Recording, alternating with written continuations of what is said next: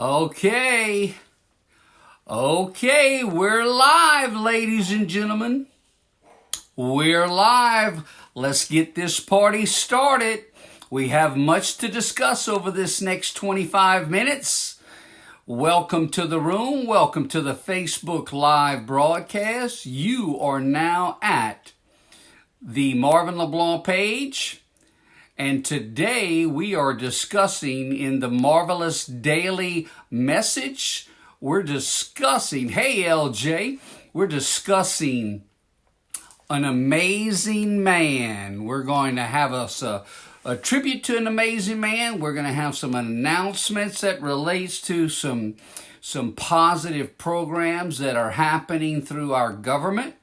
And welcome so much. Thank you for the hearts, LJ. If you hit the bottom left button and share with your friends, neighbors, coworkers, and relatives, I promise this will be a learning experience. I promise there'll be a little humor in there. There'll probably be some spontaneous conversation. Hello, Sherry. Sherry's holding down the house over there in old St. Bernard. St. Bernard is still rocking and rolling and surviving and being resilient after the ravages of Hurricane Katrina. My office over there in Hurricane Katrina, it took in 12 feet of water, never for me to return. Thank you very much. Ow, ow, that hurt. Sherry knows all about those sorts of pains. How's everybody else doing today? It's a Tuesday today. How's everybody else doing? Do you have your nice bottle of Germex? Good morning. Tony's in the house. We're looking at Germex. We're looking at Powerade this morning. And the other thing, make sure you all have it. Make sure you have some of that emergency. So if you see that packet right there, it says 1,000 milligrams. Well, girlfriends, boyfriends, you can take 3 of these. Yep, you can take 3 of these with no trouble every single day. Laurie's in the house, and Laurie's working and rocking and rolling, and I saw a picture of her daughter and her family's growing over the years. So glad to see that name. I can't even remember the last time I had a chance to hug you and see you at a BNI meeting. So hope all of y'all are feeling great this morning. I know all of you are all dressed. Y'all all took a shower. There's one lady in here. I know she probably already got her makeup on, man. I don't even think she takes her dogs out without putting that makeup on. Ooh, gotta look good. Well, there is some science to that, and if you kind of lay around all the time in your pajamas, that's not a good thing. Heather's in the house. Ho! Heather's holding it down over there at that Marvin LeBlanc State Farm Agency.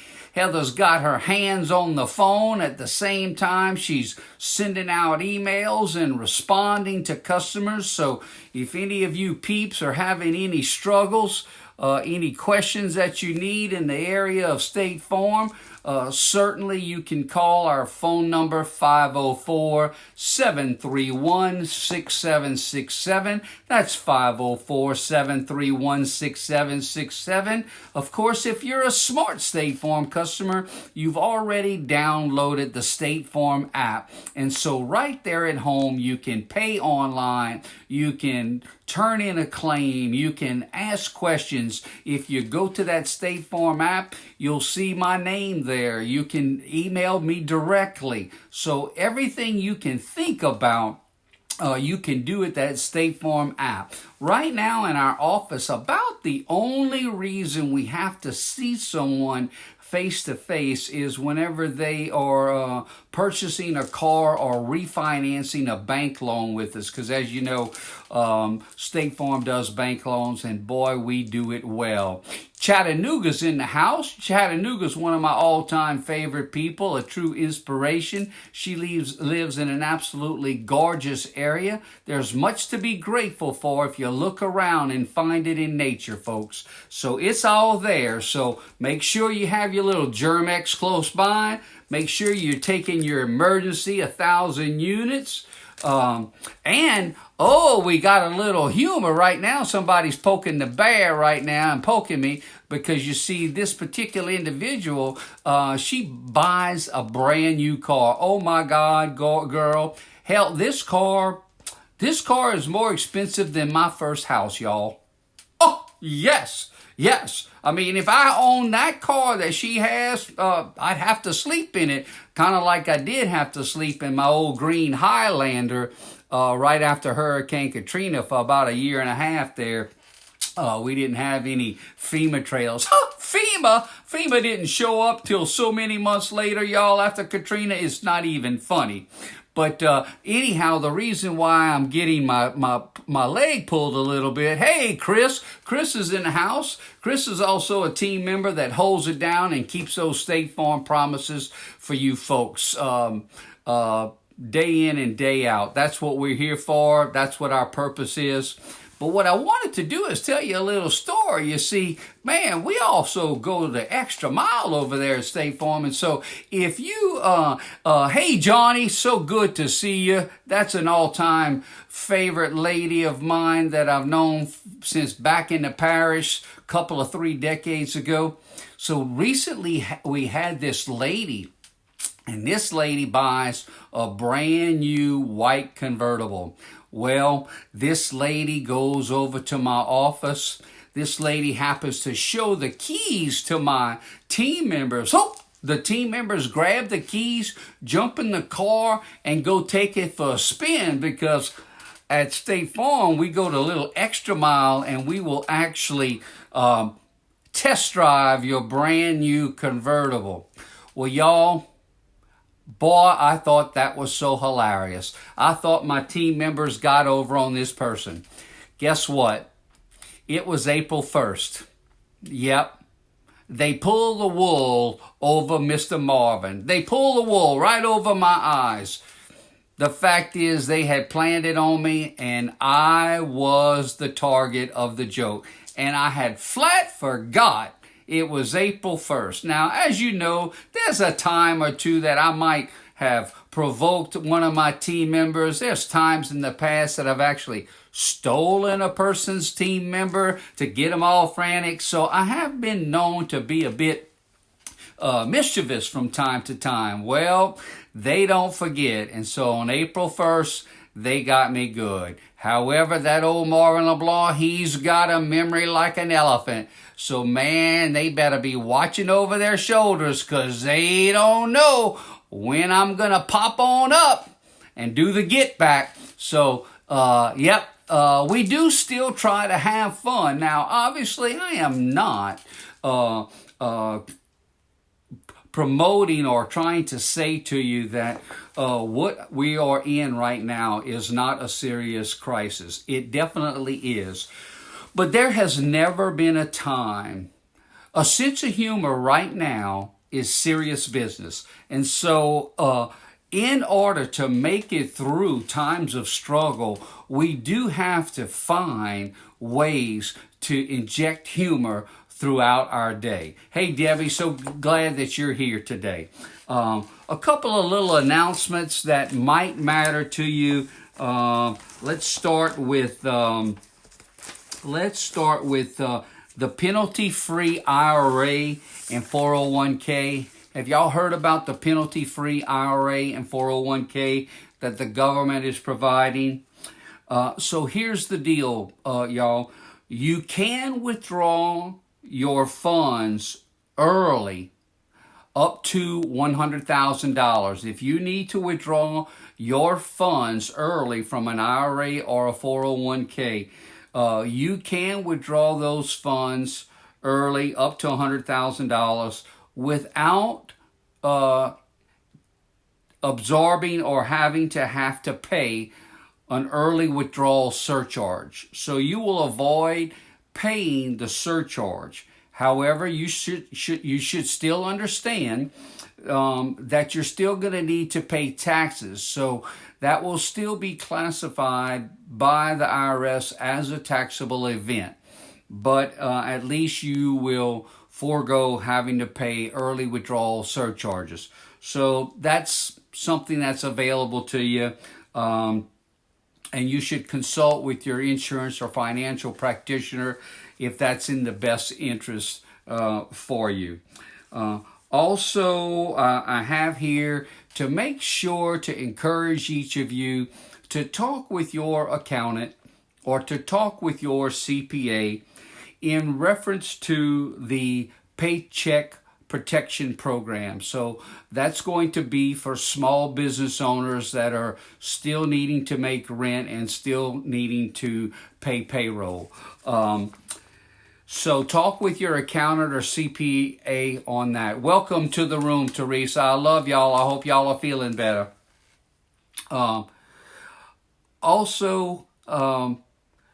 You should also look into applying for an EIDL loan. An EIDL loan is Emergency Injury Disaster Loan. That is a $10,000 grant. You're going to apply for that EIDL loan through the SBA. You will get $10,000 even if you are denied an EIDL loan. Did y'all catch that? You will get $10,000 even if you are denied an EIDL loan. So pay attention because those are two positive things that are happening. Obviously, I heard recently, you heard it from me a week ago, that the $2.2 trillion federal government was not going to be enough. They're already talking about another $1 trillion. So we have a long ways to go. Speaking of a long ways, let's talk about someone who has come a long way. And Teresa, you certainly will be able to relate to this. All of my family members can relate to this. But today is a special day. This is my tribute to Herman LeBlanc. The year was 1936. The month was April. The date was 7. And the day was a Tuesday. On April 7th of 1936, a great American was born. An American who would become legendary in his town. April 7th, 1936, my father was born. My father is Herman LeBlanc. My father was the 8th of 9 children. My father's mother died in his arms at the age of 10. His 9 brothers and sisters, along with a devout father, Mr. Hendrik LeBlanc, raised those 9 brothers and sisters while running a grist mill, a grinding mill at their farm on their homestead. Hendrik LeBlanc, a devout Catholic, also for 34 years was the choir director at St. Teresa Church. Now think about if you're the choir director and you're there almost on every Mass, and you're there for every funeral, and you're there most of the times for every wedding. That is devotion. Herman LeBlanc, also, because we grew up in the country, he hunted and fished on his free time, but early in the morning there was no free time because everybody had chores to do. To this day, my father hates a strawberry, because I guess I would hate strawberries too, is if I had to pick those strawberries and break ice before you put those strawberries into your bushel basket. Yes, Joni, my father is 84 years young today. My father usually plays 3 rounds of golf every single week, and my father pretty much is known as probably the best golfer for his age, 84, in the club. He did have a rough bout with uh, rheumatoid arthritis in November and December. Us Cajuns, we just don't do that well in wintertime, y'all. It's just brutal. But he's doing well right now, although, he's on the stay-at-home orders. The problem is, if you were born a weed in Herman LeBlanc's flower garden, you're in trouble. Your lifespan is going to be short for the next 60 days because, man, he's spending a lot of time in his yard. For Herman LeBlanc to say his yard looks good, because he's pretty hard on himself, says a lot. Herman LeBlanc also is a great example of what it's like to stay fit, both mentally fit and physically fit. I once called him, it was probably about 6 o'clock one afternoon, and said, hey, Dad, how you doing? What you doing? Oh, well, son, I got this Fitbit. I don't know why I find that funny. An 84-year-old with a Fitbit. I don't know, but that just seems so weird to me. Well, what you doing, Dad? Well, I'm out here walking, son. I said, well, really, Dad? Well, why is that? Well, because, I read this article somewhere. You got to walk 10,000 steps. So, being a compassionate son, I said to him, hey, look, man, why don't you kick back and relax today, Dad? Don't worry about it, that you didn't get it in. God dang, son, you don't understand. The book said 10,000 steps. I gotta walk 10,000 steps. So it's like, man, I was kind of like getting punched in the face. I was being compassionate, but nope. He is rigid. He is structured. He has routines. So what can we learn from that? As a creative myself, left-handed, right brain, full-blooded, enthusiastic, overly enthusiastic individual, I'm a great starter of projects. I'm a great creator of ideas. But the older I got, the more wise I got from the standpoint that I could not get anything finished without having completers in my life. Well, Dad is a beginner, he's a taskmaster, and he's also a completer. I also grew up a little confused because my dad worked in a chemical plant, and lots of times they would get in union strikes, and so when they had a strike, my dad was home. Oh boy, I was so excited. It's kind of like Beau LeBlanc, my Cajun French Bulldog. Man, he's all excited, because I'm home every day. Well, the problem is he doesn't understand I still have to work.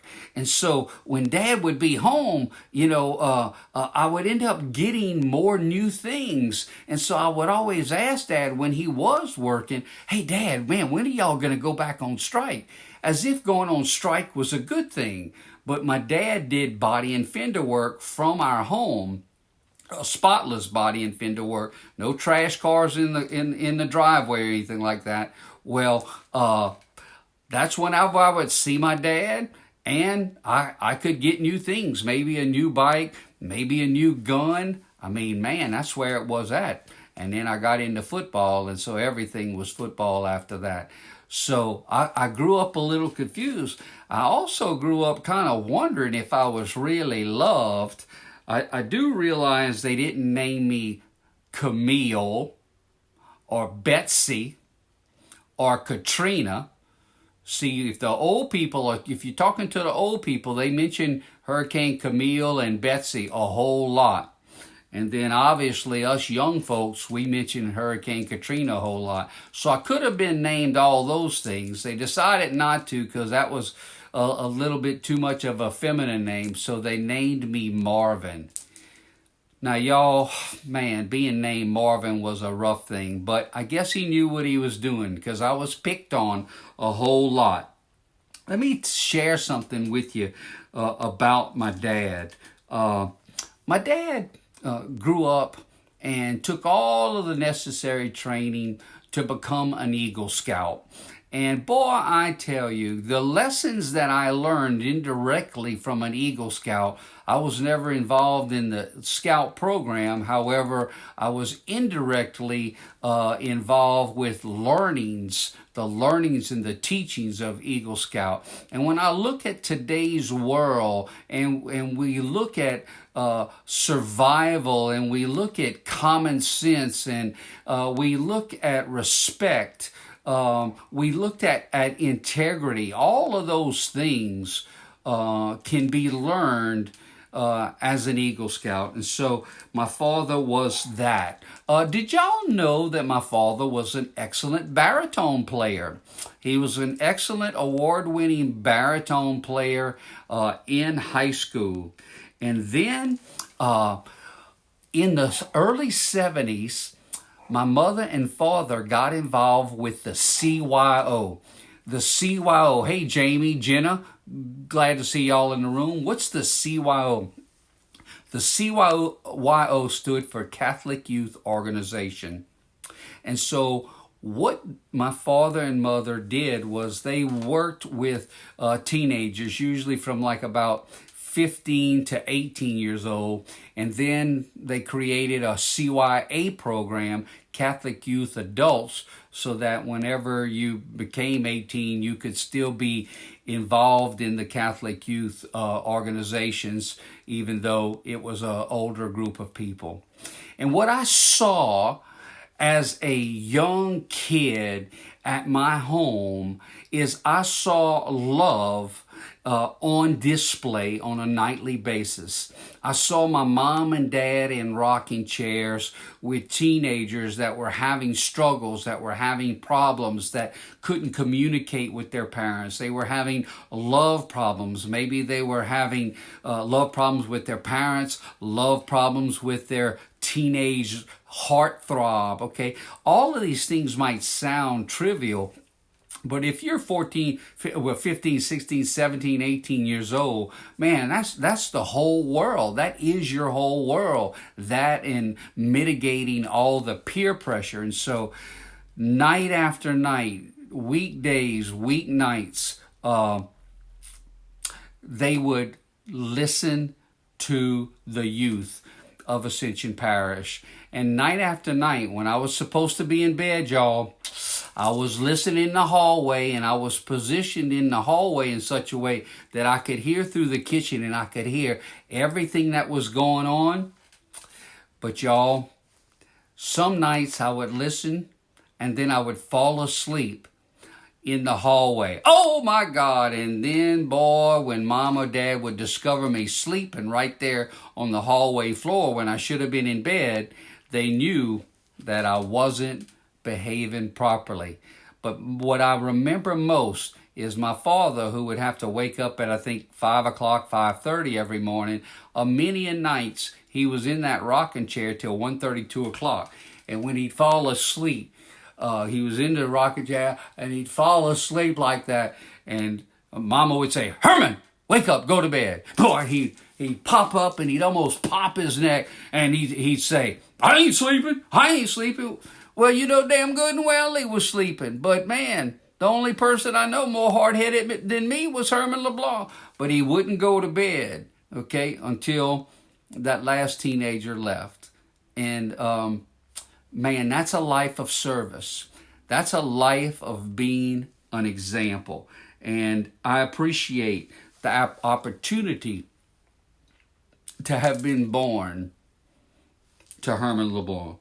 I appreciate that in 1974, out of all of America, 1974, my mother and father were given the God and Youth Award, the CYO God and Youth Award, 1974, as the most important couple that were sponsoring a CYO chapter somewhere in America.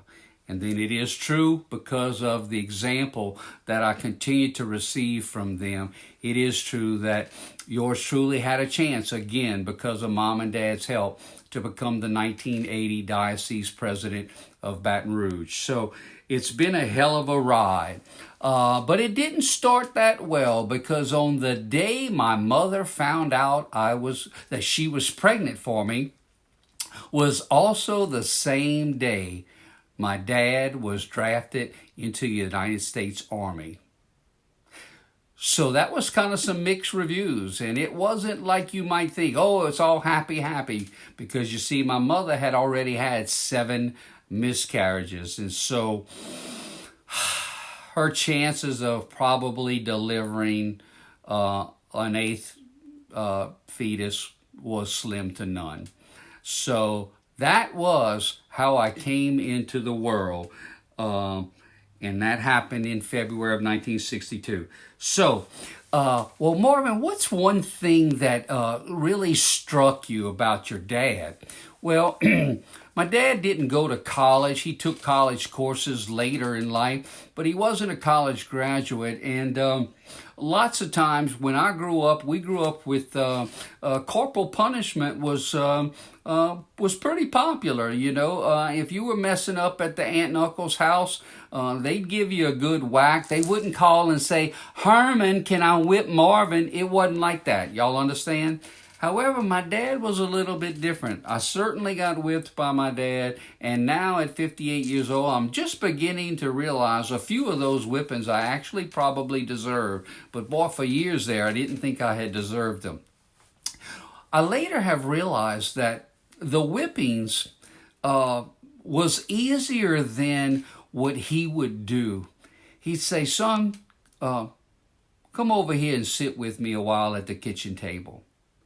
Oh my God, man, you talk about painful. Now, my dad did not know that he was using the Socratic method of asking me questions. Son, tell me about your day. Tell me what happened. Well, how did that happen? Well, what were you thinking when that happened? And then what did you think? And were you thinking at all about your mother and father when you made that decision? Man, all of those questions. Look, it would have been a lot easier if he just would give me the whipping and let me go back outside and ride my bike with my buddies. Yes, but man, oh my God, was I lucky. Because at that early age, he was making me figure it out. Figure it out. Figure it out. And even now, whenever I'm in my businesses, when I'm working with my coaching clients, when I'm working with other business owners, when I'm working with my team members, my focus is still on figuring it out. How can you figure it out? In the crisis right now, how can you figure it out? You know, we spend so much time absorbing information, but inside of each of you, I have seen at least 10, 12 great names on here right now. These are all people with resolve. These are people with common sense. These are people that have learned to figure it out. So to you, I say to you, what is it that you need to figure out today? What is it that you need to be today? Who is it that you need to call today? Who is it that you need to love today? Hey, Suzanne, so glad to see you here. Your mama is here too as well. Who can you love today? Who can you call today? Why can't I be better today? What is it that I want to be better at today? Why not me? These are the questions that I grew up so much of hearing with Herman LeBlanc. And so that's my tribute to my dad, who's 84 years young today, who still walks 10,000 steps, who's in his garden every morning, who takes a little nap every afternoon, who gets his ice cream for his wife every night at 9 o'clock, like just automatic, without fail, who's always over there at church at Holy Rosary when the government allows us to go to church, and who's always at the country kitchen eating lunch before they listen to go listen to that Chanka over there off of Choctaw Drive in Baton Rouge on Sundays. It's a life well lived. It's a life continuing to be well lived. It's a life that has given much to others. He is a legend in our parts, and he is my American hero. Y'all have a great day. I wish you peace. I wish you love. And from South Louisiana, I always want to wish you a good bowl of gumbo shack. Bye for now. Take care, and please remember to share with your friends, neighbors, coworkers, and relatives. I'm here every day, Monday through Friday at 10:30 a.m. Central Standard Time. Bye for now.